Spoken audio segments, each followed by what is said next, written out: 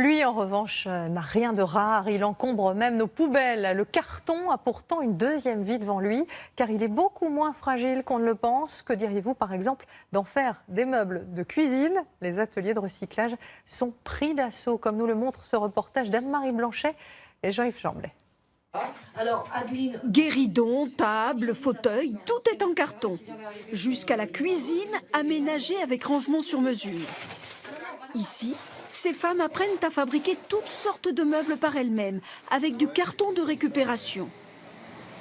J'étais dans un appartement un peu petit, donc avec plein de recoins, etc.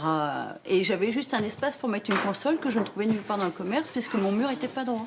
Et je suis tombée sur l'école du carton et je me suis dit, ben voilà, c'est devenu une addiction, c'est un truc tout dingue. Cutter, règles, équerre, pistolet à colle, voilà l'essentiel des outils, la simplicité même. C'est l'ensemble du module hein, que tu vas jusque derrière, donc ça c'est trop court. C'est une étagère, donc elle est amenée à être posée au mur. Ici c'est un tiroir, ici ce sera fermé par une porte, et là c'est deux niches. Et on va les visser sur le mur. En fait, avec le carton, on peut tout réaliser. La seule limite, c'est son imagination. Vous avez un petit aperçu de ce qu'on peut faire avec le carton. C'est pas juste de la déco. Un fauteuil est fait pour s'asseoir dessus. Il n'y a aucun souci. D'ailleurs, il est aussi conçu pour qu'on puisse s'asseoir sur les accoudoirs. Tout ceci démontre que le carton, quand il est bien travaillé, est rigide, solide et durable. Le plus dur, bien dimensionner son meuble par rapport à l'usage prévu.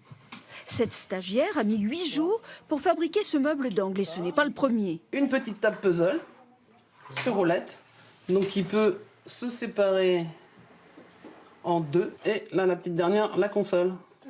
Mais elle ne pense pas qu'à elle. J'ai pensé à travailler avec des associations style Secours Populaire pour pouvoir aider les gens à se meubler facilement avec pas grand-chose. Loisirs, reconversion professionnelle, voilà pour les motivations des stagiaires. Sur un stage d'initiation de 30 heures, qui coûte 430 €, c'est de former les personnes à réaliser évidemment un premier meuble, ils partent avec, mais de les rendre autonomes pour qu'ensuite ils puissent créer à peu près tout ce qu'ils veulent chez eux. Un peu d'habileté et de réflexion, un brin d'imagination, et voilà comment meubler quasiment l'intégralité d'une maison presque gratuitement.